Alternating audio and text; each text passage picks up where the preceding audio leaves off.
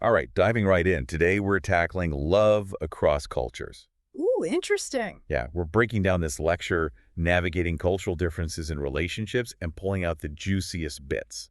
Sounds spicy. It is, think about it. Cultural differences, they can add this whole new dimension to your relationship, right? Yeah.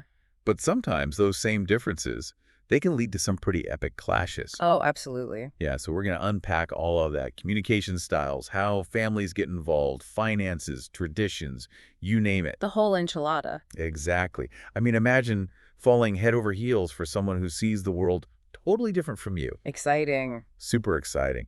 But then what happens when those differences turn into disagreements? Ah, that's the tricky part. That's what we're going to figure out. This lecture makes a really interesting point about cultural differences being a double-edged sword. Double-edged sword. Okay, now I'm intrigued. What does that even mean for a couple? Well, the research, it shows that couples from different backgrounds, they tend to be more creative, and they get really good at solving problems together. Makes sense. You're constantly learning, stretching your perspectives. Exactly. But here's the thing. They also tend to butt heads more. Oh. Yeah, simply because they're coming from different values, different norms. It's like this constant push and pull. You're always going to be discovering new things about each other, that's for sure. Absolutely. And the lecture, it gives us great example. Imagine one partner, they're from a very individualistic culture. Okay, yeah, So they see moving abroad for work, it's like a dream come true.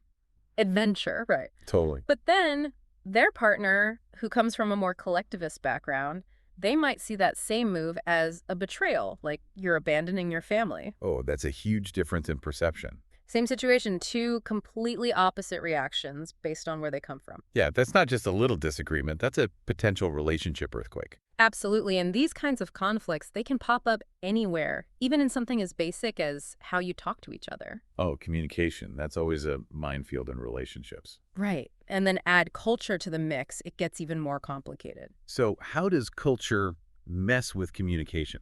Well, think about it. You've got someone from a culture that's super direct, like Germany, where it's totally normal to say, this needs to be done differently. Straight to the point. Exactly. Then you've got their partner who might be from Japan, where they might say the same thing but phrase it like, perhaps there's another way. Oh, wow. Yeah, that's very different. Right. Can you see how that could lead to some serious misunderstandings? Totally. One sounds blunt, the other sounds hesitant, even if they mean the same thing deep down. Exactly. And the lecture argues that if you don't get these nuances, that directness can come across as rude. Aggressive, even. Yeah. And that indirect communication, it can feel like you're walking on eggshells, never really knowing what they mean. So even if everyone means well, they're constantly misinterpreting each other.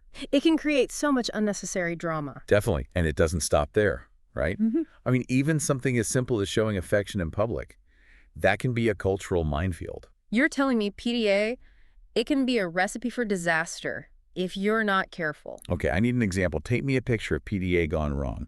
Right, picture this. An American on a date with someone from a more conservative culture, let's say from the Middle East. Okay, I'm visualizing it. They're walking down the street, the American reaches for their partner's hand, and the other person just freezes up. Oh, no. Totally mortified, they pull their hand away. That's rough. All because in their culture, public displays of affection, they're just not done. It's seen as inappropriate. So awkward. So how do couples navigate that without constantly stepping on each other's toes? Communication is key. Being upfront about your expectations around PDO. Understanding where the other person's coming from. Exactly, and finding that sweet spot, that compromise where both of you feel comfortable. Right. It's not about one person imposing their culture on the other. It's about finding that middle ground, And speaking of boundaries, we can't forget about families. They add another layer of complexity to the whole intercultural relationship thing. Oh, boy. Families. That's a universal challenge, isn't it? It is, but it's amplified when you've got different cultural expectations about how involved families should be. Right. Like, if your partner's mom starts giving you relationship advice, is that sweet or is that overstepping?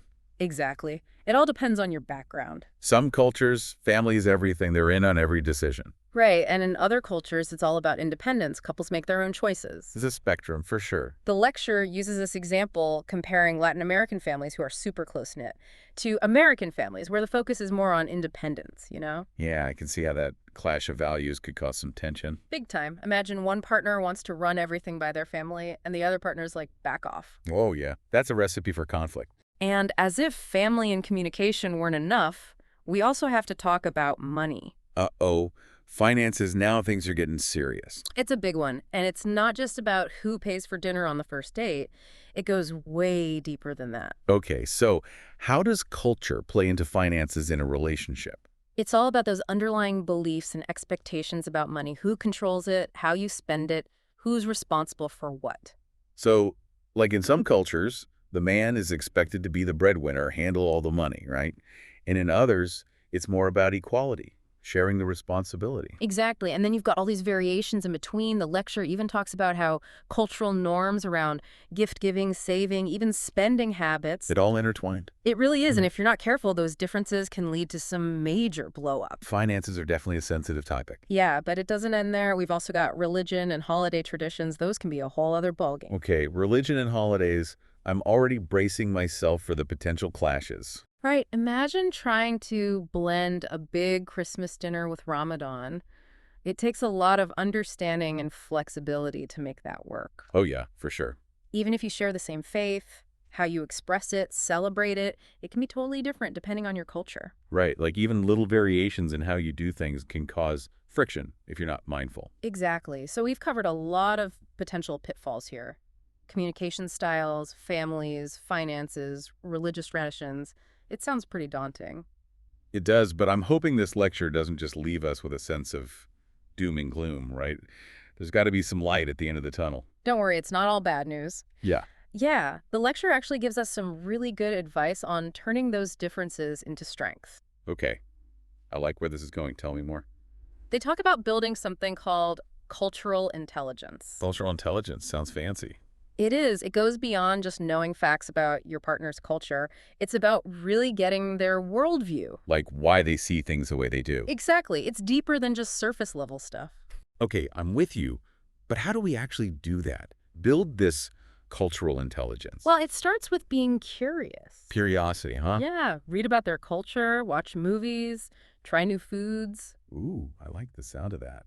even learn a few phrases in their language. Right. Show that you're interested. Exactly, but most importantly, ask questions. What kind of questions? Like, what are some of the most important values in your culture? Or what traditions are really special to you? Oh, I see. It's about engaging with their culture, not just being a spectator. You got it. And remember, communication is crucial throughout this whole process. Yeah, you can't just assume you understand everything. Right. What's normal for you might be totally alien to your partner. Absolutely. What's polite in one culture could be offensive in another. Exactly. So always check in, make sure you're both on the same page. Makes sense. Now, the lecture also mentioned something about seeing these differences as opportunities. That's the key. It's about growth. Okay, but how do we actually do that? Think about it.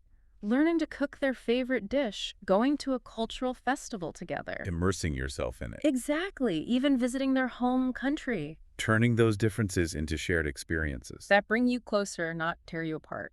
I love that. It's not just about tolerating those differences, it's about celebrating them. Exactly. And the lecture takes it a step further. They encourage couples to create their own relationship culture. A relationship culture? I've never heard of that. It's awesome. It's like blending your backgrounds and traditions together. Creating something totally new. That reflects both of you.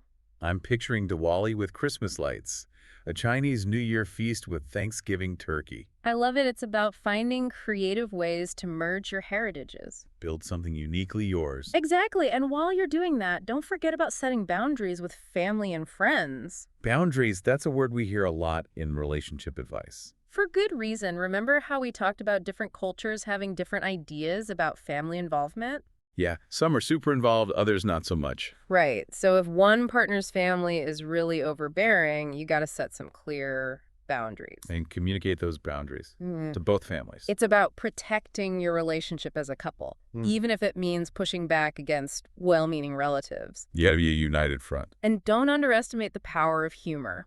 Humor, always a good idea. Especially in intercultural relationships, let's be honest, there will be misunderstandings. Yeah, bound to happen. Maybe you accidentally offend your partner's grandma, or a custom that's totally normal to them leaves you scratching your head. It's inevitable. So instead of getting defensive, find the humor in it. Laugh it off together. Exactly. Now, it's important to mention that not everyone thinks intercultural relationships are a walk in the park. Oh, really? Yeah, the lecture brings up some opposing viewpoints. Like what? Well, some studies have shown that intercultural couples might have a higher divorce rate. Higher than couples from the same background. Yeah, and they attribute it to those cultural clashes we talked about. Makes sense. It adds another layer of complexity. Plus, the pressure from family, societal expectations, sometimes even discrimination. It's a lot to deal with. It is. But here's the key takeaway from the lecture. Even with those challenges, they believe that if couples approach these differences with respect, Open communication, a willingness to compromise. exactly, then they can build incredibly strong and happy relationships. It's not a guarantee, but it's about recognizing the potential hurdles and working through them together. You said it, it's not about pretending those differences don't exist. It's about facing them head on, finding solutions as a team. And that's what the lecture emphasizes. Navigating cultural differences, it's a journey, not a destination. I love that. It's ongoing. You're always learning and adapting. Communication, compromise, a good sense of humor, those are your tools for the journey. It sounds like a lot of work, but the payoff could be amazing. Oh, absolutely. You get to experience the world in a whole new way, expand your horizons, build a relationship that's truly one of a kind. It's like weaving a tapestry together with all these different threads. Beautiful analogy. So, to wrap things up, what's the one thing you want our listeners to walk away with today? I think the biggest takeaway is, asking yourself, what do you bring to the table? What do I bring? Yeah, like what unique strengths and perspectives do you bring to your relationships based on your own cultural background? That's a really good question to think about. I guess we all have our own cultural lens, right?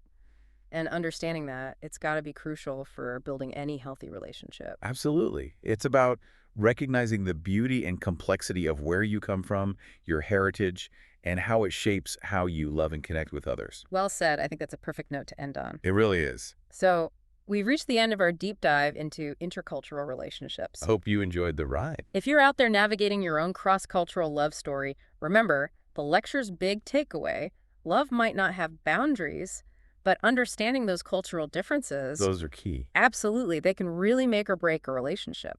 So be curious, ask those questions, and don't shy away from those differences. Embrace them. Exactly. Who knows? You might find that those very differences, they're what make your relationship extra special. It's like that saying, opposites attract, right? Sometimes the things that seem most different, they fit together perfectly. That's a great way to put it. Well, that's all for this deep dive. We'll see you next time for another fascinating exploration.